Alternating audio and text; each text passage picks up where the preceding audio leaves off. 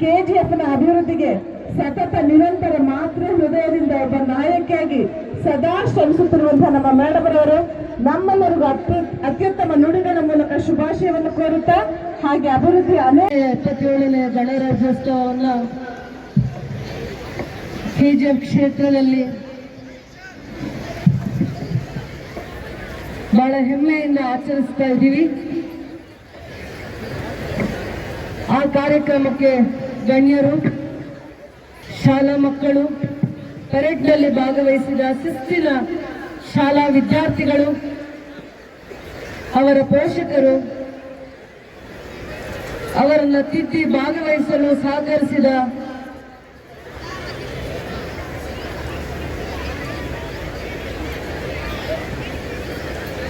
Teachers ಆಗಿರ್ಬೋದು, ಎಲ್ಲ ಸರ್ಕಾರಿ ಶಾಲೆ ಇರ್ಬೋದು,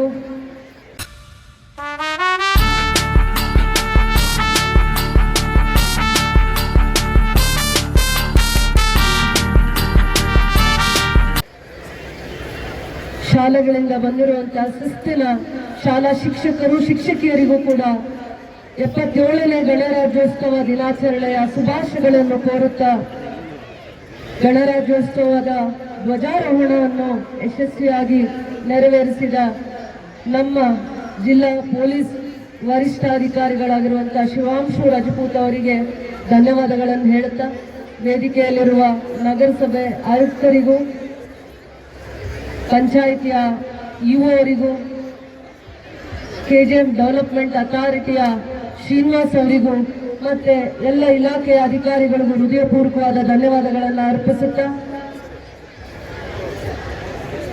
ಗಣರಾಜ್ಯೋತ್ಸವದ ಹೆಮ್ಮೆ, ಹಿರಿಮೆ ಮತ್ತು ನಮ್ಮ ಸ್ವತಂತ್ರ ಹೋರಾಟಗಾರರ ತ್ಯಾಗ, ಪೂರ್ವಿಕರ ದೇಶ ಪ್ರೇಮ, ಗಣರಾಜ್ಯೋತ್ಸವ ಅಂದರೆ ಪ್ರಗತಿಯ ದಾರಿಯಲ್ಲಿ ನಮ್ಮ ದೇಶ ಗಮನಾರ್ಹ ಸಾಧನೆಯನ್ನು ಮತ್ತು ಸವಾಲುಗಳನ್ನು ಎದುರಿಸುತ್ತಾ ಬಂದಿದೆ. ಸಂವಿಧಾನದ ಸಾಧನೆಯನ್ನು ನಾವು ಮರುಕಳಿಸುವಂತಹ ದಿನ. ಸಂವಿಧಾನ ದೇಶಕ್ಕೆ ಕೊಡುಗೆಯಾಗಿದೆ, ಪ್ರಗತಿಯಾಗಿದೆ. ಆದರೂ ಕೂಡ ಇನ್ನೂ ಸಮಸ್ಯೆಗಳ ಸಂಕೋಲೆಯನ್ನು ಸಿಲುಕಿದ್ದೇವೆ ಎಂದರೂ ಕೂಡ ತಪ್ಪಾಗ್ಲಿಕ್ಕಾಗಲ್ಲ. ಸಂವಿಧಾನವನ್ನ ಮಹನೀಯರು ಕೂಡ ಬಹಳ ಪ್ರಯತ್ನದಿಂದ ಅಪಾರವಾದ ಕೊಡುಗೆಯನ್ನ ದೇಶಕ್ಕೆ, ರಿಟರ್ನ್ ಕಾನ್ಸ್ಟಿಟ್ಯೂಷನ್ ಎಲ್ಲಾದ್ರೂ ಇದೆ ಅಂದ್ರೆ ನಮ್ಮ ಇಷ್ಟು ವರ್ಲ್ಡ್ ಡೆವಲಪ್ಡ್ ಕಂಟ್ರೀಸ್ ಅಲ್ಲಿ ಬರೀ ಭಾರತ ದೇಶದಲ್ಲಿ ಮಾತ್ರ ನಾವು ರಿಟರ್ನ್ ಕಾನ್ಸ್ಟಿಟ್ಯೂಷನ್ ನೋಡ್ಲಿಕ್ಕಾಗತ್ತೆ. ಅದನ್ನ ಅರ್ಥ ಮಾಡ್ಕೋಬೇಕು.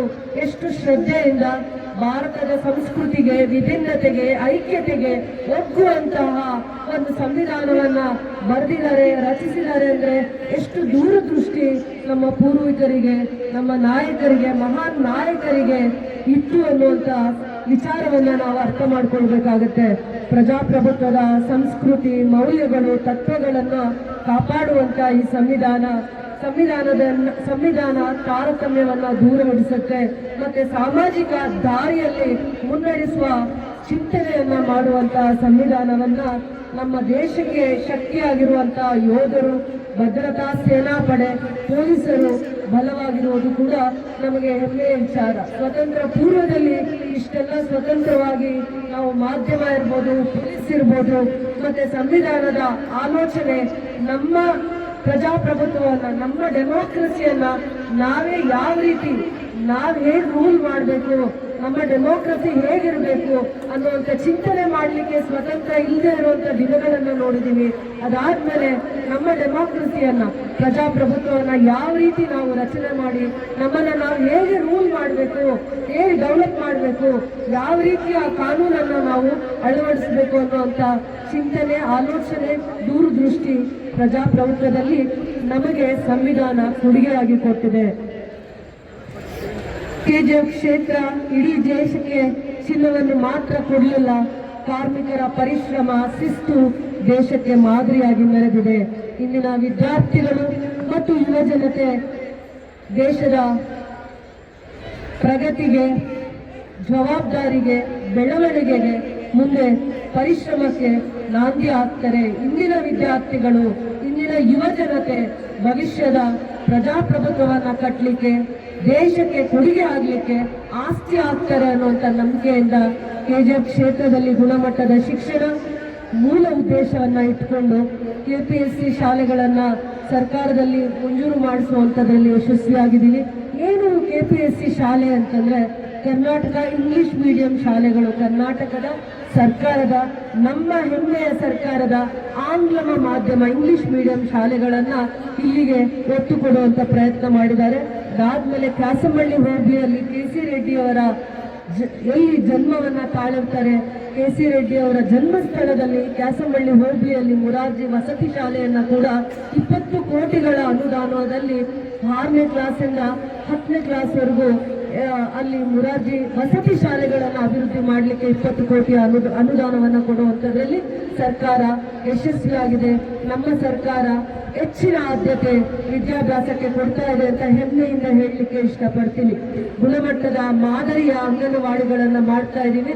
1,50,00,000ದಲ್ಲಿ ಗುಣಮಟ್ಟದ ಮಾದರಿಯ ಅಂಗನವಾಡಿಗಳನ್ನು ಮಾಡಲಿಕ್ಕೆ ನಾನು ಪ್ರಯತ್ನ ಮಾಡಿದ್ದೀನಿ, ಸಂಕಲ್ಪ ಮಾಡಿದ್ದೀನಿ ಅಂತ ಹೇಳಲಿಕ್ಕೆ ಹೆಮ್ಮೆಯಿಂದ ಇಷ್ಟಪಡ್ತೀನಿ. IRB ಪೊಲೀಸ್ ಟ್ರೈನಿಂಗ್ 100 ಎಕರೆಯಲ್ಲಿ ಇಂಡಿಯನ್ ರಿಸರ್ವ್ ಪೊಲೀಸ್ ಬೆಟಾಲಿಯನ್ನ ನಾವು KGF ನಲ್ಲಿ ಇಂಡಸ್ಟ್ರಿಯಲ್ ಏರಿಯಾ ಪಕ್ಕದಲ್ಲಿ ನಾವು ಮಾಡ್ತಾ ಇದ್ದೀವಿ. ಅದು IRB ಅಂದ್ರೆ ದೇಶದ ಸುರಕ್ಷತಾ ಪಡೆ 1,000 ಪೊಲೀಸರನ್ನ ಟ್ರೈನಿಂಗ್ ಮಾಡುವಂತ ಕ್ಯಾಂಪಸ್ ಆಗುತ್ತೆ, ಅಕಾಡೆಮಿ ಆಗುತ್ತೆ. ಅಲ್ಲಿ 1,000 ಪೊಲೀಸರು ಅಲ್ಲೇ ಕುಟುಂಬಗಳ ಸಮೇತ ವಾಸವನ್ನ ಮಾಡ್ತಾರೆ. ಅದಕ್ಕೆ ನಾವು 100 ಎಕರೆ ಜಾಗವನ್ನು ಕೊಟ್ಟಾಗ ಸರ್ಕಾರ ಮತ್ತು ಹೋಮ್ ಮಿನಿಸ್ಟರ್ ಡಾಕ್ಟರ್ ಪರಮೇಶ್ವರ್ ಅವರು ಬಹಳ ಗೌರವದಿಂದ ಎಲ್ಲಿ ಅವಕಾಶ ಮಾಡಲಿಕ್ಕೂ ಆದರೂ ಕೂಡ KGFಗೆ ವಿಶೇಷವಾಗಿರುವಂತಹ ಆದ್ಯತೆಯನ್ನು ಕೊಟ್ಟು ಕೊಡುಗೆಯಾಗಿ ಕೊಟ್ಟಿದ್ದಾರೆ. ಬರುವಂಥ ದಿನಗಳಲ್ಲಿ ಮೊದಲನೇ ಹಂತದಲ್ಲಿ 30 ಕೋಟಿಗಳಲ್ಲಿ ಅಭಿವೃದ್ಧಿ ಆಗ್ತಾ ಇದೆ. ಹಂತ ಹಂತವಾಗಿ 550 ಕೋಟಿಯಲ್ಲಿ ಪೊಲೀಸ್ ಟ್ರೈನಿಂಗ್ ಅಕಾಡೆಮಿ ನಮ್ಮ KGF ಕ್ಷೇತ್ರಕ್ಕೆ ಭದ್ರತಾ ಪಡೆ ಆಸ್ತಿ ಆಗುತ್ತೆ, ಭವಿಷ್ಯದಲ್ಲಿ ಆಸ್ತಿ ಆಗುತ್ತೆ. 550 ಕೋಟಿಗಳಲ್ಲಿ ಅಭಿವೃದ್ಧಿ ಆಗುತ್ತೆ. ಇದು KGFಗೆ ಹೆಮ್ಮೆಯ ವಿಚಾರ ಅಂತ ಹೇಳಲಿಕ್ಕೆ ನಾನು ಇಷ್ಟಪಡ್ತೀನಿ. ಭವಿಷ್ಯದ ವಿದ್ಯಾರ್ಥಿಗಳ ಮನಸ್ಸನ್ನ ಗೆಲ್ಲಲಿಕ್ಕೆ ಈ ಪೊಲೀಸ್ ಅಕಾಡೆಮಿ ಒಂದು ಆಸ್ತಿ ಆಗುತ್ತೆ. ದೂರದೃಷ್ಟಿಯಿಂದ, ದೂರ ಸಂಕಲ್ಪದಿಂದ ಇದು ಚರಿತ್ರೆಯನ್ನು ಸೃಷ್ಟಿ ಮಾಡಿದೆ. ಚರಿತ್ರೆಯ ಪುಟಗಳಲ್ಲಿ, ಇತಿಹಾಸದಲ್ಲಿ ಉಳಿದೋಗುವಂತ ಈ ಭದ್ರತಾ ಪಡೆ ಅಕಾಡೆಮಿ ನಮ್ಮ KGFಗೆ ಕೊಡುಗೆ ಆಗುತ್ತೆ ಅಂತ ಹೇಳಲಿಕ್ಕೆ ಇಷ್ಟಪಡ್ತೀನಿ. ಅದರ ಭೂಮಿ ಪೂಜೆ ಮೊನ್ನೆಯಷ್ಟೇ ಮಾಡಿದ್ದೀನಿ. ಅದಾದ್ಮೇಲೆ ತದನಂತರ ದಿನಗಳಲ್ಲಿ KGF ಗಡಿ ಭಾಗದಲ್ಲಿದೆ. ಇಲ್ಲಿನ ಗ್ರಾಮೀಣ ವಿದ್ಯಾರ್ಥಿಗಳಿಗೆ, ನಗರ ಭಾಗದ ಸರ್ಕಾರಿ ಶಾಲೆಯಲ್ಲಿ ಓದುವಂತ ವಿದ್ಯಾರ್ಥಿಗಳಿಗೆ ಸೈನ್ಸ್ನ ವಿಚಾರವಂತಿಕೆಯನ್ನು ತಿಳಿವಳಿಸಲಿಕ್ಕೆ, ಅವರಿಗೆ ಅದರ ಅನುಭವವನ್ನು ಕೊಡಲಿಕ್ಕೆ ಸೈನ್ಸ್ ಪಾರ್ಕ್ ಅನ್ನು 9 ಕೋಟಿಯಲ್ಲಿ 10 ಎಕರೆ ಜಾಗದಲ್ಲಿ ಸರ್ಕಾರ ಅಭಿವೃದ್ಧಿ ಮಾಡಲಿಕ್ಕೆ KGF ಕ್ಷೇತ್ರಕ್ಕೆ ಬೆನ್ನೆಲುಬಾಗಿ ನಿಂತಿದೆ ಅಂತ ಹೇಳಲಿಕ್ಕೆ ನಾನು ಇಷ್ಟಪಡ್ತೀನಿ. ಏನು ಬೆಂಗಳೂರಿನಲ್ಲಿ ವಿಶ್ವೇಶ್ವರಯ್ಯ ನೆಹರು ತಾರಾಲಯ ಇದೆ, ಅದೇ ರೀತಿ KGF ಕ್ಷೇತ್ರದಲ್ಲೂ ಸೈನ್ಸ್ ಎಕ್ಸ್ಪೆರಿಮೆಂಟ್ಸ್ ಮಾಡಲಿಕ್ಕೆ, ಓದುವಂತ ಮಕ್ಕಳಿಗೆ ಪ್ರಾಕ್ಟಿಕಲ್ ಆಗಿರುವಂತ ವಿಚಾರವಂತಿಕೆಗಳನ್ನ ತಿಳಿಸ್ಲಿಕ್ಕೆ 10 ಎಕರೆ ಜಾಗದಲ್ಲಿ ಸೈನ್ಸ್ ಪಾರ್ಕ್ ಅನ್ನ ಹಂತ ಹಂತವಾಗಿ ಡೆವಲಪ್ ಮಾಡಲಿಕ್ಕೆ ಸರ್ಕಾರದ ಆದ್ಯತೆ ಸಿಕ್ಕಿದೆ, ಅನುಮತಿ ಸಿಕ್ಕಿದೆ, ಅಡ್ಮಿನಿಸ್ಟ್ರೇಟಿವ್ ಅಪ್ರೂವಲ್ ಸಿಕ್ಕಿದೆ. 9 ಕೋಟಿ ಅನುದಾನ ಕೂಡ ಸರ್ಕಾರದಿಂದ ನಮಗೆ ಲಭ್ಯವಾಗಿದೆ ಅಂತ ಹೆಮ್ಮೆಯಿಂದ ಹೇಳಲಿಕ್ಕೆ ಇಷ್ಟಪಡ್ತೀನಿ. ಅದರ ಜೊತೆಯಲ್ಲಿ KC ರೆಡ್ಡಿ ಅವರ ಸ್ಮಾರಕವನ್ನ 5 ಕೋಟಿಯ ಅನುದಾನದಲ್ಲಿ KGFನ ನಗರ ಭಾಗದಲ್ಲಿ ನಾವು ಅದನ್ನ ಸ್ಥಾಪನೆಯನ್ನ ಮಾಡ್ತಾ ಇದ್ದೀವಿ. KGFರ ನಗರ ಭಾಗ ಮೊದಲನೇ ಮುಖ್ಯಮಂತ್ರಿಯವರು ಮೈಸೂರು ಪ್ರಾಂತ್ಯದಲ್ಲಿ ಇಡೀ ದೇಶಕ್ಕೆ, ರಾಜ್ಯಕ್ಕೆ ಸ್ವತಂತ್ರ ಪೂರ್ವದಲ್ಲಿ, ಸ್ವತಂತ್ರ ನಂತರದಲ್ಲಿ ಕೊಡುಗೆಯನ್ನ ಕೊಟ್ಟು ನಮ್ಮ ಕ್ಷೇತ್ರದ ಹೆಮ್ಮೆಯ ಪುತ್ರ ಅಂತ ಹೇಳ್ತಾ ಅವರ ಸ್ಮಾರಕವನ್ನು 5 ಕೋಟಿಯಲ್ಲಿ ನಾವು ನಗರ ಭಾಗದಲ್ಲಿ ಅದನ್ನ ಅಭಿವೃದ್ಧಿಯನ್ನು ಮಾಡ್ತಾ ಇದ್ದೀವಿ. ಅದೇ ರೀತಿ ಸಂವಿಧಾನ ಶಿಲ್ಪಿ, father of the constitution doctor BR Ambedkar ಅವರ ನಾಲೆಡ್ಜ್ ಅಂದ್ರೆ ಏನು ಜ್ಞಾನ ಭಂಡಾರ ಅಂತ ನಾವು ಏನು ಹೇಳ್ತೀವಿ, ಅದನ್ನ ನಾವು 15 ಕೋಟಿ ಅನುದಾನದಲ್ಲಿ ನಾವು 10 ಎಕರೆ ಅಥವಾ 8 ಎಕರೆ ಜಾಗದಲ್ಲಿ ನಾವು ಇದನ್ನ 15 ಕೋಟಿ ಅನುದಾನದಲ್ಲಿ ಅಂಬೇಡ್ಕರ್ ಅವರ ಜ್ಞಾನ ಭಂಡಾರ ಅನ್ನುವಂಥ ಒಂದು ಸ್ಮಾರಕವನ್ನ ನಾವು KGF ಕ್ಷೇತ್ರಕ್ಕೆ ವಿಶೇಷವಾಗಿ ಅಂಬೇಡ್ಕರ ಅನುಯಾಯಿಗಳು, ಅಂಬೇಡ್ಕರ್ ಅವರ ಜೀವನ ಚರಿತ್ರೆಯನ್ನ ಇಲ್ಲಿನ ವಿದ್ಯಾರ್ಥಿಗಳು ಅರ್ಥ ಮಾಡಿಕೊಳ್ಬೇಕು. ಅವರ ಕೊಡುಗೆ ಏನು, ಅವರ ಸಾಧನೆ ಏನು, ಅವರ ಜೀವನದಲ್ಲಿ ಯಾವ ರೀತಿ ಪ್ರಜ್ವಲಿಸಿದರು, ಸಮಾಜಕ್ಕೆ ಯಾವ ರೀತಿ ಅವರು ಸೋಷಿಯಲ್ ರಿಫಾರ್ಮಿಸ್ಟ್ ಆಗ್ತಾರೆ, ಏನು ಅವರ ಆಲೋಚನೆ ಏನು, ವಾಟ್ ಈಸ್ ಇಸ್ ಕಾಂಟ್ರಿಬ್ಯೂಷನ್, ಎಷ್ಟು ಕಂಟ್ರಿಗಳನ್ನ ಟೂರ್ ಮಾಡಿದ್ರು, ಏನು ಸಂದೇಶ ಅವರು, ಯಾಕೆ ಸಮಾನತೆಗೆ ಹೆಚ್ಚಿನ ಒತ್ತನ್ನು ಕೊಟ್ಟಿದ್ದಾರೆ, ಸಂವಿಧಾನವನ್ನ ಬರೀಲಿಕ್ಕೆ, ಸಂವಿಧಾನದ ಒಂದು ಡ್ರಾಫ್ಟಿಂಗ್ ಕಮಿಟಿ ಚೇರ್ಪರ್ಸನ್ ಆಗ್ಲಿಕ್ಕೆ ಯಾಕೆ ಅವರಿಗೆ ಅಷ್ಟು ಅರ್ಹತೆ ಇತ್ತು ಅನ್ನುವಂಥ ವಿಚಾರವನ್ನ ತಿಳಿಬೇಕಂದ್ರೆ ಇಂದಿನ ವಿದ್ಯಾರ್ಥಿಗಳು, ಇಂದಿನ ಮಕ್ಕಳು ಅಲ್ಲಿ ಹೋಗುವಂತ ಪ್ರಯತ್ನ ಮಾಡಿದಾಗ ಅವರ ಜೀವನ ಚರಿತ್ರೆ, ಅವರ ಸಾಧನೆ ಮತ್ತೆ ಅವರು ದೇಶಕ್ಕೆ ತಿಳಿಲಿಕ್ಕೆ ಅವರ ಇಡೀ ಜೀವನ ಚರಿತ್ರೆಯನ್ನ ಮತ್ತೆ ಅವರ ಒಡನಾಟವನ್ನ ಯಾರ್ಯಾರು ಇಷ್ಟಪಟ್ಟರು ಅನ್ನುವಂಥ ಲೈಫ್ ಹಿಸ್ಟ್ರಿ, ಡಿಜಿಟಲ್ ಲೈಬ್ರರಿ ಮತ್ತೆ ರಿಸರ್ಚ್ಗೆ, ಸ್ಕಾಲರ್ಸ್ಗೆ ಹೈಯರ್ ಎಜುಕೇಶನ್ ಮಾಡಲಿಕ್ಕೆ, ಅದರ ಜೊತೆಯಲ್ಲಿ ಬೇರೆ ಕಂಟ್ರಿಯಲ್ಲಿ ಹೋಗಿ ಹೈಯರ್ ಎಜುಕೇಶನ್ಸ್ ಮಾಡಲಿಕ್ಕೆ ಅದು ಮಾಹಿತಿ ಕೇಂದ್ರ ಆಗುತ್ತೆ. ಅದಾದ್ಮೇಲೆ ಬುದ್ಧನ ಧ್ಯಾನ ಮಂದಿರ ಇರುತ್ತೆ. ಈ ರೀತಿಯ ಒಂದು ಸ್ಮಾರಕವನ್ನು 15 ಕೋಟಿ ಅನುದಾನದಲ್ಲಿ ನಾನು ಮಾಡುವಂತ ಪ್ರಯತ್ನ ಮಾಡ್ತಾ ಇದ್ದೀನಿ.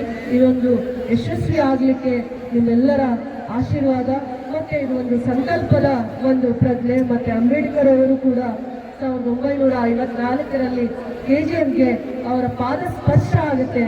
ಅದನ್ನು ಮರುಕಳಿಸಲಿಕ್ಕೆ ಮಾತ್ರ ಇದು ಒಂದು ಅವರ ಸ್ಮಾರಕ.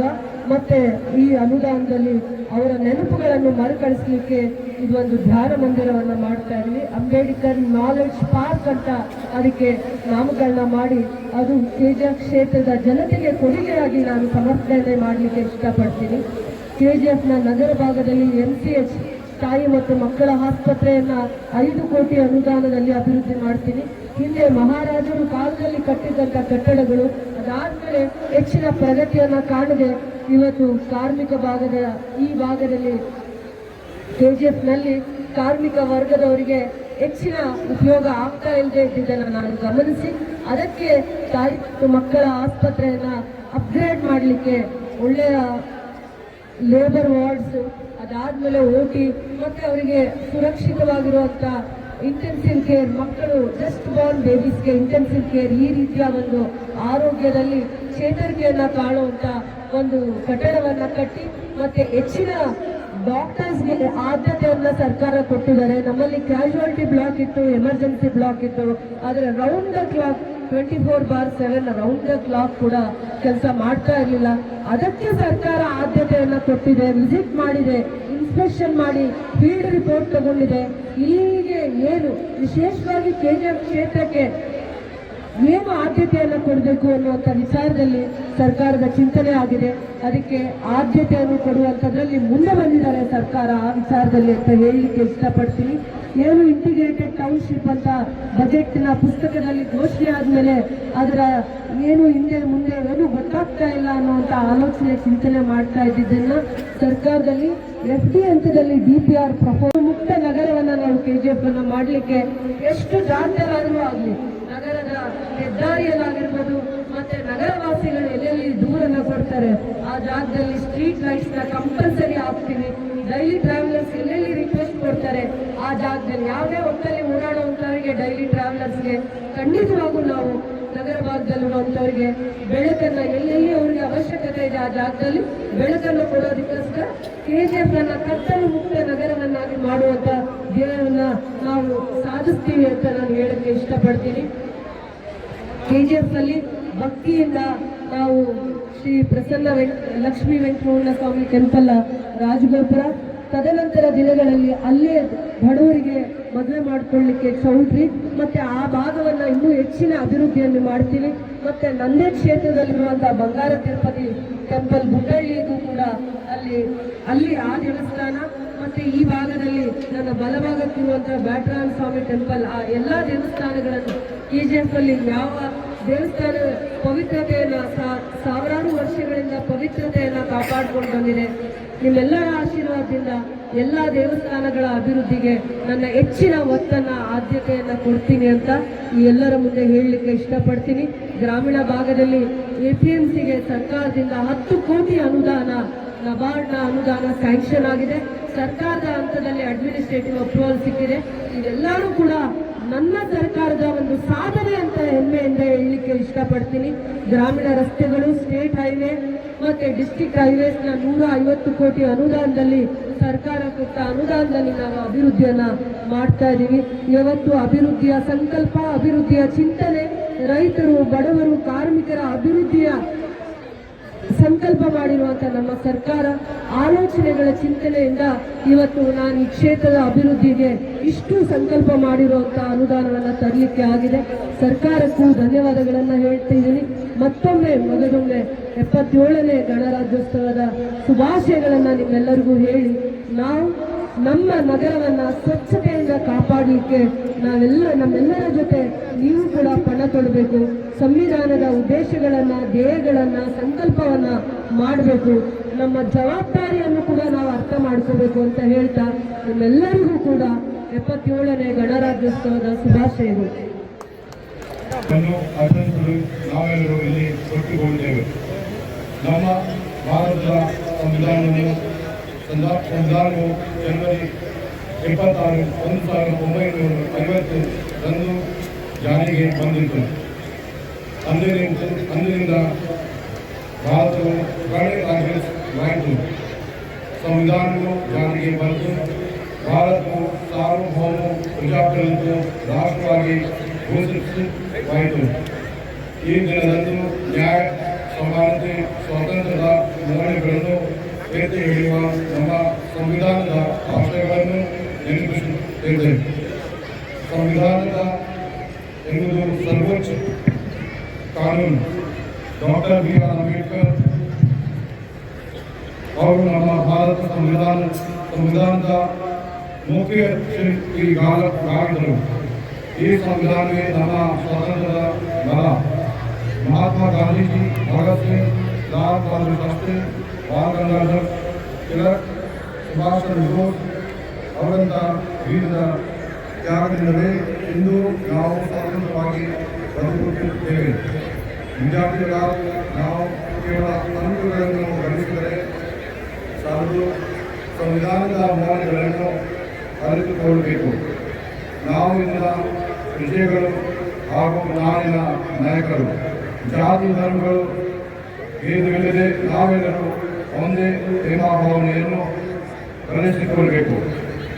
ದೇಶದ ಪ್ರಗತಿ ಮತ್ತು ರಕ್ಷಣೆ ನಮ್ಮೆಲ್ಲರ ಜವಾಬ್ದಾರಿಯಾಗಿರುತ್ತದೆ. ನಮ್ಮ ದೇಶಕ್ಕಾಗಿ ತ್ಯಾಗ ಮಾಡಿದ ಮಹಾನ್ ನಾಯಕರನ್ನು ಸ್ಮರಿಸುತ್ತಾ ನಾವು ಉತ್ತಮ ಪ್ರಜೆಗಳಾಗಿ ದೇಶದ ಕೀರ್ತಿಯನ್ನು ಮತ್ತು ಅಭಿವೃದ್ಧಿಯನ್ನು ಹೆಚ್ಚಿಸೋಣ ಎಂದು ಹೇಳುತ್ತಾ ನನ್ನ ಮಾತನ್ನು ಮುಗಿಸ್ತೇನೆ. Say no to drugs, we are helpers. Jai Karnataka.